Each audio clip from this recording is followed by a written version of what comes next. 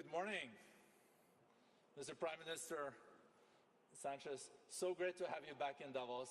A warm welcome. It's like welcoming back an old friend, and we know a lot has happened since 2.5 years since we last met in Davos, and your role in handling the pandemic in Spain and also transforming Spain's economy has been key. I think we all have studied with great interest your labour market and pension reforms. They could be an inspiration also for other countries, and also that you are able to reinforce social rights and socio-economic protection while improving the business environment and overall Spain's competitiveness. You've shown it's possible to do both, to work for inclusiveness but still have growth in your economy. So Europe is a major focus at this annual meeting, and you've also been an advocate for Europe playing a stronger role in global affairs, and Spain has taken on an active role in the region under your leadership, and also in the new geopolitical context, and also related to Russia's totally unacceptable invasion of Ukraine, where you have been a leading voice. And, Mr. Prime Minister, you will also be hosting probably the most consequential NATO summit in decades in Madrid, at least in Spain, end of June. We are so much looking forward to hearing your speech and having a dialogue with you. So thank you and welcome back. Muchas gracias. The floor is yours, Mr. Prime Minister.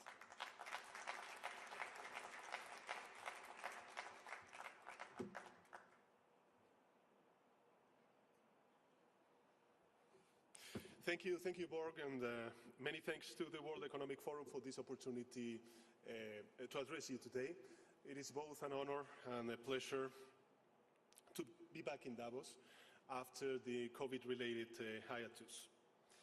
My dear friends, I was still a teenager when the Berlin Wall fell and the Soviet Union collapsed. The decade that followed was defined by Fukuyama's thesis on the end of history. Liberal democracy and the market economy had prevailed, and there was no way back. That's how my generation grew up, thinking that economic growth, interconnectedness, freedom of thought and speech, and human progress were just as predictable as they were inevitable. Now in 2022, we know well that liberal democracy does not come naturally. It requires considerable effort and nurturing. And the end of history is nowhere in sight. As I speak here to you today, Ukrainians are fighting for freedom and democracy, not just theirs, but also ours. We never thought that we would see again such horrifying image of bombing and massacres on European soil. Names like Bucha or Mariupol have become synonymous of barbarity and war crimes that cannot go unpunished. I can only reaffirm the admiration that I dare say all of those present here today, feel for the courage and the dignity of the Ukrainian men and women in the face of Putin's aggression, brutal aggression. Today,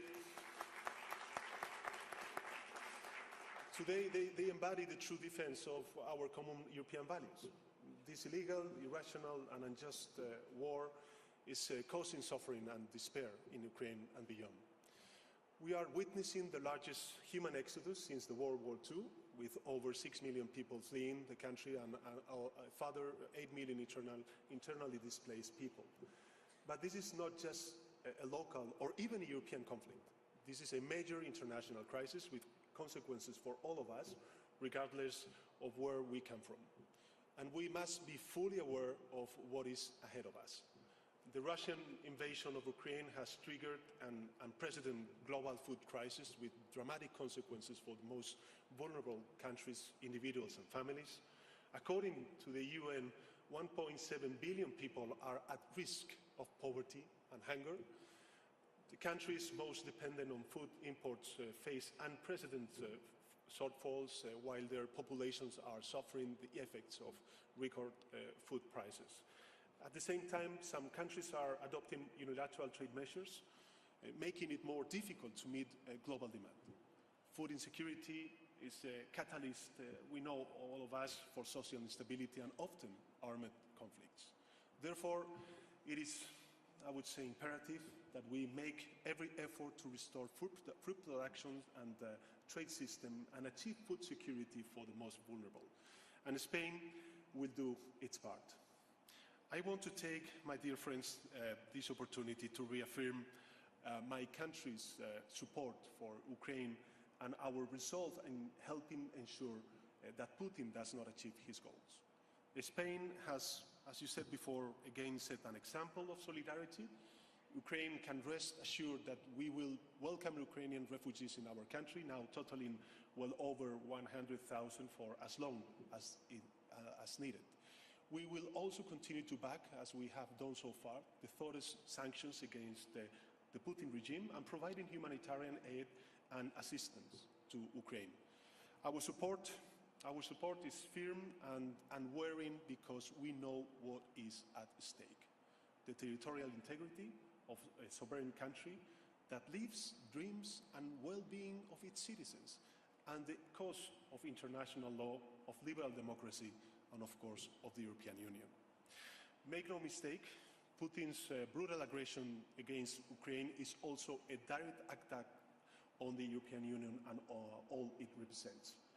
By responding with unity, as we did, and determination, the European Union is not only defending the basic principles of the international order, it is preserving the very values that underpin it since its foundation.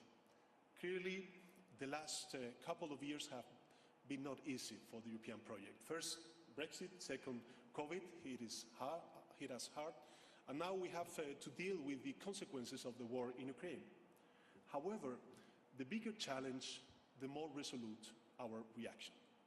Throughout these trying times, we always went for further integration, to unite and therefore not to divide, to make our common project, the European Union, stronger. We did it with the joint purchase of vaccines, with the sure instrument for protecting jobs during the pandemic, and with the Next Generation funds. Now we are doing it again in our response to the war, with an unprecedented sanctions designed to maximize long-term costs to the aggressor, and ensuring that Putin's vision for Russia and the world does not win from this war.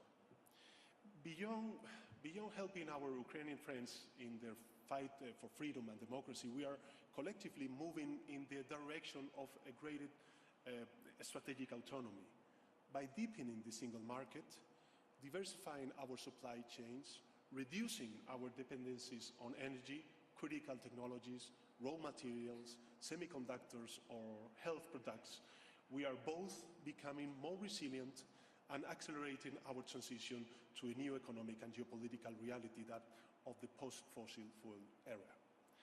The same logic, my dear friends, guides the initiatives to strengthen European defense. We want to reduce our strategic dependencies and invest not just more, but better, in increasing our security and defense capabilities, and we certainly must show the highest degree of ambition in promoting a renewed social agenda for the European Union, because combating inequality and fostering social cohesion is the only way to achieve our goals of progress, prosperity, and welfare in the most efficient manner. In short, this is a road that we must travel together, and the war in Ukraine is yet another reminder that we should do it without delay. My dear friends, of course, Russia's aggression is altering the global economic outlook. We are coming out strong from the COVID crisis, but our economies have been severely impacted. From high energy prices fueling inflation to worsening consumer sentiment and supply chain bottlenecks. Spain is obviously not immune to this shock. After devoting nearly 80 billion euros of public resources in 2020 and 2021, to combat the impact of COVID-19 on our economy, we have recently approved a package of 16 billion euros to mitigate the effects of the Ukraine conflict on Spain's households, SMEs, and specific sectors. Since well before the start of the war, my government, the Spanish government, has been at the forefront of efforts to weather rising electricity prices across the European Union through temporary taxes cuts and subsidies. More recently, the European Council approved a 12-month price cap for the Iberian Peninsula on gas used to produce electricity, which will soon be implemented. This will allow us to bring down prices, shielding households and business from the extreme volatility and potential price spikes in energy markets. Once again, we have to fight against adversity, overcoming extreme, external, unpredictable factors that have a major impact on our lives. Yet, there are inherent strengths in the Spanish economy which give us reasons to be optimistic. The Spanish economy grew by 6.4% year-on-year in the first quarter of 2022, and we estimate the growth will reach 4.3% for the year, for 2022, one of the highest rates among advanced economies. Employment is up, the fiscal deficit is down, and two central sectors of our economy, the export sector and the tourism sector, are recovering the pre-COVID levels and are acting as the engines of this growth. In other words, we are containing the damage much better than other economies. Looking at the medium and to long-term outlook, we believe the fundamentals of the Spanish economy are even stronger. More importantly, the Spanish government has a clear roadmap for the modernization of the country. Let me highlight three key pillars of our vision. The first one is the implementation of the Next Generation European Recovery Plan. Last year, we launched an ambitious 6-year, 70 billion euro recovery, transformation and resilience plan that is already transforming our economy based on 4 fundamental drivers: the green transition, the digital transformation, social and territorial cohesion, and gender equality. Now, I can proudly say that Spain is by far, the country most advanced in everything related to the development or deployment, of Next Generation European funds. We were the first country, along with Portugal, to have our recovery plan approved by the European Commission, the first to receive a disbursement linked to the achievement of milestones and targets, and again, the first to request a second disbursement. And we are accelerating its implementation since the start of the war in Ukraine, because the answer to ending our dependence on Russian gas and oil lies precisely in the decarbonization of our economy. But speed alone is not enough. We also have to put the money where it is most needed. With this in mind, we have created an innovative instrument to enhance public-private collaboration, the strategic projects, or PERTEs, as we call them. PERTEs are born to become a driving force for economic growth, employment, and the competitiveness of the Spanish economy. They are instruments for promoting and coordinating high-priority, complex investments in strategic sectors where state intervention is needed to supplement private initiative. They will channel more than 30 billion euros in public funds, and should mobilize around 4 times as much as private funding. We have already approved 10 strategic projects in areas such as electric and connected vehicles. The car industry is very important for the Spanish economy, renewable energy and green hydrogen, water management, circular economy, health, aerospace sectors, among others. And precisely today, my government is approving a new landmark strategic project on microelectronics and semiconductors.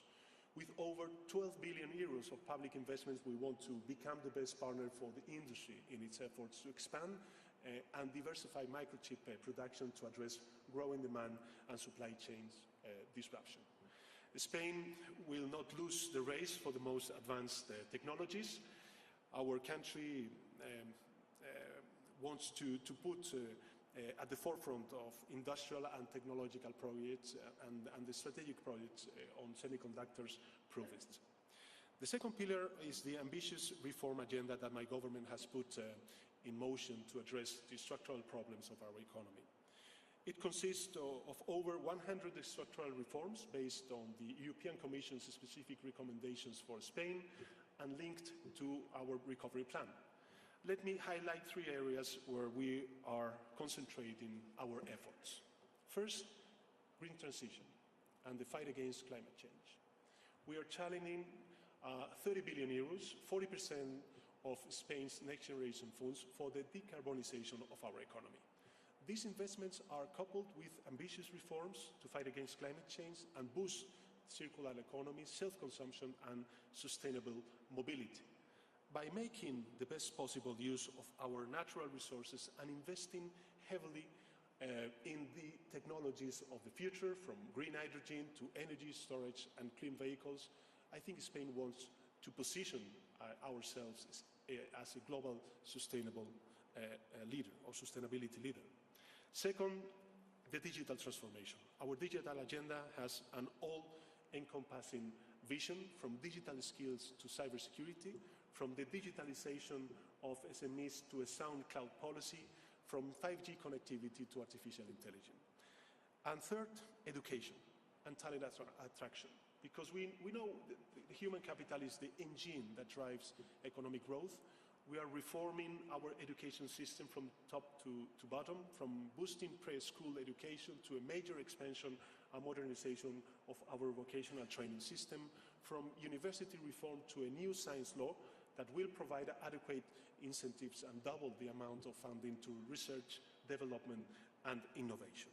And finally, as an overarching pillar of our reform agenda, we set our sights on the provision of quality, stable employment.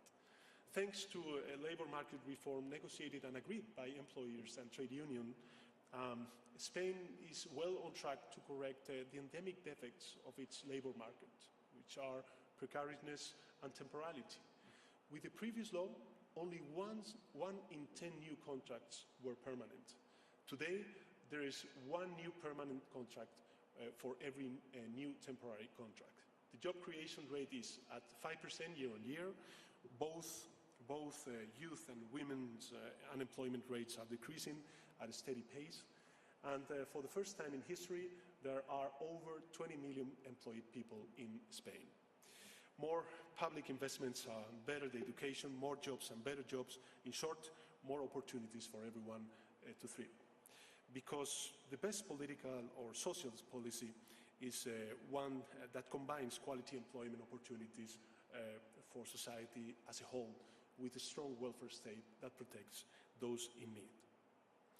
And these are not just receipts for a country like Spain. We truly want to preserve a way of life that has been an aspiration for hundreds of millions of people. This means quality jobs for everyone. This means economic opportunity for everyone.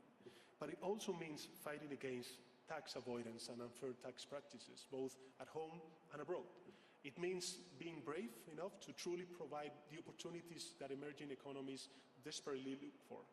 We should not be afraid to truly invest in the human development of these communities, go beyond the financing of infrastructure projects, crucial as they are. Long-term engagement and inclusivity are the best possible medicine against authoritarianism and nativism, both at home, among our citizens, and elsewhere. My dear friends, what we are witnessing is not just a reminder that history did not end 3 decades ago. We are witnessing the end of the age of naivety. We are now seeing how our values, those our societies are built upon, need to be defended. Putin's frontal attack reminds us that the future is a land to be conquered. There's nothing inevitable about the rise of extremism and tyranny. On the contrary, there is a clear chance for the values of democracy, freedom, and international law to continue to thrive. It is time to feel confident in ourselves. Let us not fear the forces that threaten to derail the future with the terror and hate. We have the most powerful weapons if we use them wisely. Because democracy, multilateralism may get messy, noisy, imperfect on occasion, but we know they are the only road to peace and freedom in the long term.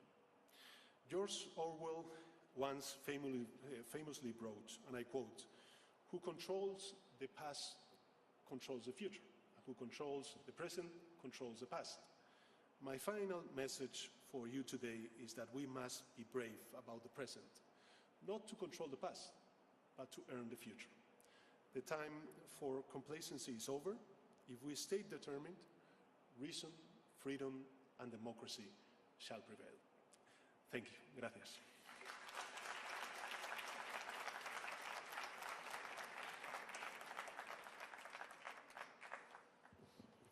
Thank you so much, Prime Minister Sanchez, for this very important speech. I really liked how much you also focused on values, saying that the values our societies are built on have to be defended, and make no mistake, you also said to Mr. Putin and Russia, what we're seeing unfolding now in Ukraine is a direct attack on the liberal democracies. I'm so glad that we have leaders like you in Europe standing up for these values, and you also addressed the strategic autonomy concept in Europe.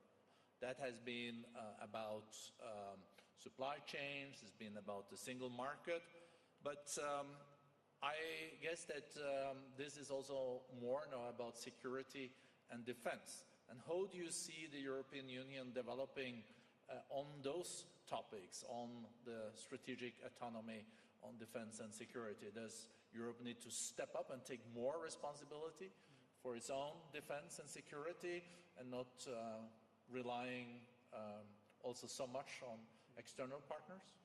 Well, thanks for your words. Just a quick comment.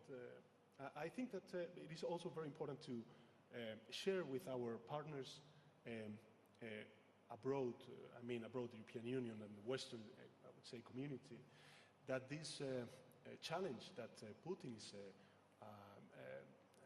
tabling affects all the world, and this is a global crisis, and it is important to isolate Putin's in the international community, and this is something that we are, doing with conversations that we have, in my case, with many leaders in Latin America, because I think it's very important to keep in mind that this is a global challenge.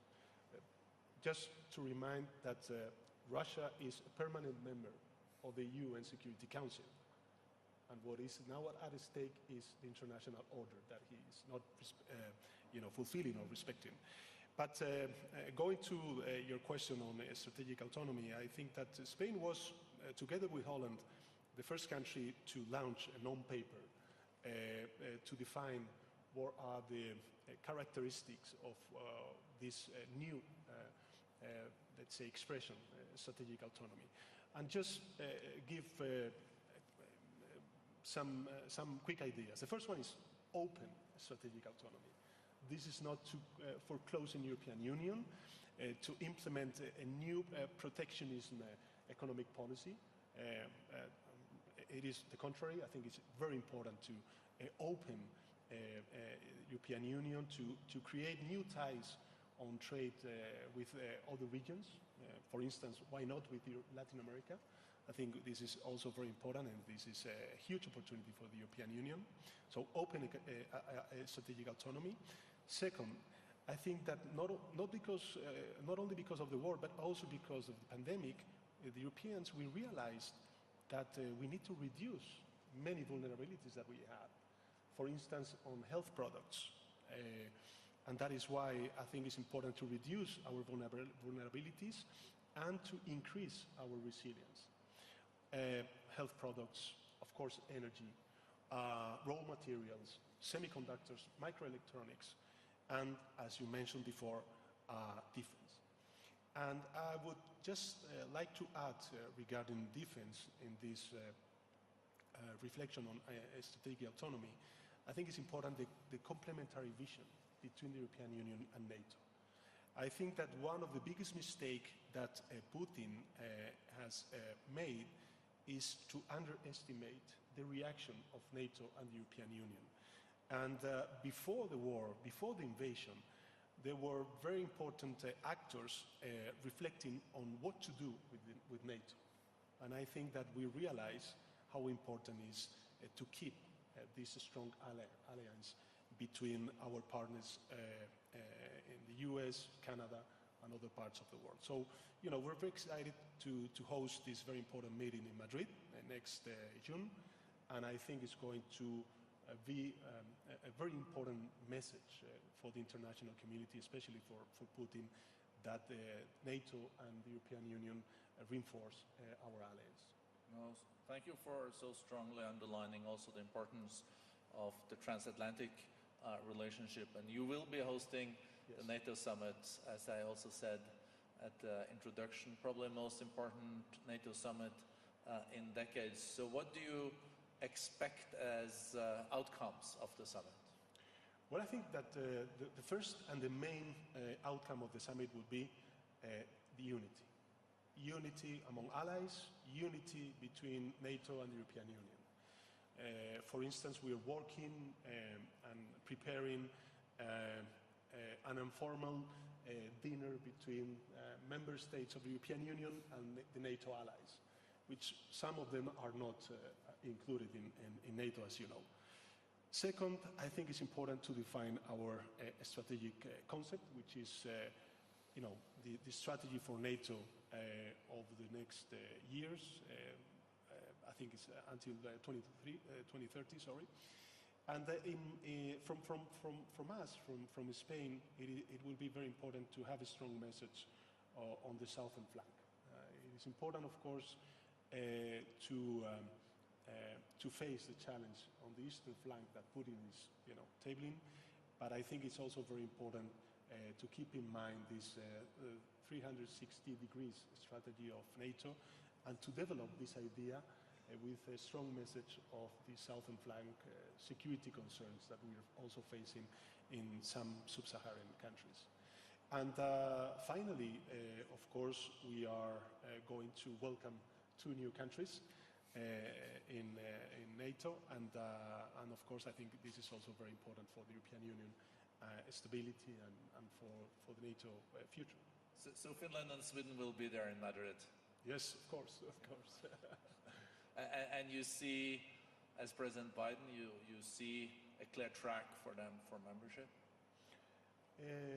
Well, I mean, I can only speak from, as Prime Minister of Spain, but so far I think that the ambience and or the environment and of course, the political will of the allies is to welcome these 2 countries. And of course, in Spain, we are going to accelerate all the parliamentary process in order to fulfill with our commitment with these 2 countries that are, of course, very important, not only for NATO, but also for the European Union stability. There are big democracies, very well established and consolidated democracies, and of course, I think it's also very important for NATO and the European Union to have them on board as NATO allies. Well, thank you. And I wanted to come back to also the reforms that you are undertaking in Spain.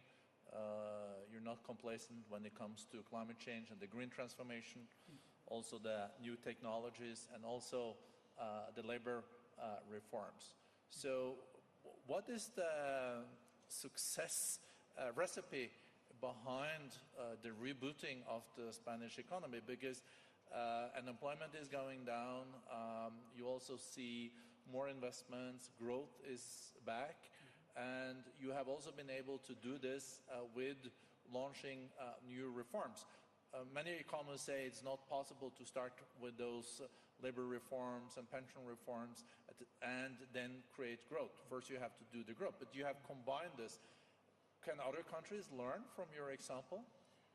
Well, we are happy to share our experience with the rest of the countries, but I would say that, first of all, the economic response from the European Union during the pandemic was outstanding, because there was actually an alignment between the monetary policy and the fiscal policy, and this is something that we have to keep in mind when we regard and we face the terrible consequences of the war for Europe. Second, I think that it is important the political message that we send with the mutualization of the debt at the European scale, because that provides countries like Spain and others the means, the instruments to transform and modernize our economy. For instance, on green transition, as you mentioned before, and of course digital transformation of our economy, our enterprises, and of course citizens. And this is something that we are profiting. We are profiting on investment, but also on reforming our educational system, as I mentioned before, our energy system, or of course, I would say the public administration reform, and of course labor reform and pension reform. On labor reform, I think that the outcome and the figures that we are now witnessing on the Spanish economy are very impressive and very positive, and it also gives reasons to those of us that really defend that there's not a trade-off between job creation and quality of jobs. At the end of the day, one of the major challenges that my economy, my country, Spain, has is to increase productivity. And productivity is related, of course, to precariousness and temporality. And this is something that we are facing with this new labor reform, which, by the way, was agreed with the employers and the trade unions. And I'm always thankful for the commitment with their country in very difficult moments as the ones that we faced with the pandemic and now with the war. I think it's also a question of the legitimacy of a social market economy that also wealth trickles down, because we have seen growth, but the legitimacy is also based on inclusion. But coming back to... Absolutely, and I think it's also very important to keep in mind that sometimes politics is overestimated. It's very important to have the private sector on board. I think one of the major lessons that we learned from the pandemic and nowadays with the war is the need to create this public-private partnership. This is what we are doing when we are, creating these strategic projects, the PERTES, because indeed, at the end of the day, the private sectors also need the commitment from the public administration. And this is something that I'm very thankful to the private sector, many of the companies that are here in Davos. And I think that, we have good fundamentals, very strong fundamentals, sorry. And this is also thanks to the participation of our employers and big companies of our economy. Thank you for that, Mr. Prime Minister. I think you're preaching to the choir, but you're also walking the talk, because we have seen the power of public-private cooperation on climate change. We're seeing companies now pledging to go net zero, companies also taking the ESGs very central. I think more and more companies also see, if you want to attract talent, you have to be in the forefront of these very important values. And I think it's also very important to reaffirm this commitment today, because perhaps for some leaders this war could be used as an excuse not to fulfill with their commitments on climate. And this is also something that we have to keep in mind. And definitely Spain is committed with these climate goals, with the Agenda 2030, and of course with the mitigation and adaptation to this global threat, which is climate change. We shall not forget that for climate change we don't have a vaccine, and for that we need to strengthen multilateralism and of course not to forget the biggest threat that we have ahead of us. Well, thank you so much for underlining that, no vaccine against climate change. That's going to be hard work, and decoupling, yes. And also introducing the freedom fuels. Absolutely. And I think you're doing well on the freedom fuels. Yes, actually, well, I think that since, I mean, we started 4 years ago, together with the enterprises, with the private sector, to draw and to imagine energy transition in Spain. I think that we are, you know, we have the fundamentals, we have the means, and the only thing that we didn't have 4 years ago was the strong political commitment to face this green transition. But nowadays, last year, 57% of our installed capacity is renewable. So I think it's, you know, it also shows the commitment of Spain, its society, and of course the Spanish government. No, thank you so much, Prime Minister, for your commitment to the values for liberal democracies, also for your reforms. Thank you for coming back. Thank you for also being a leader in the green field. It's always a pleasure to have you. Muchas gracias. Muchas gracias. Thank you. Welcome back.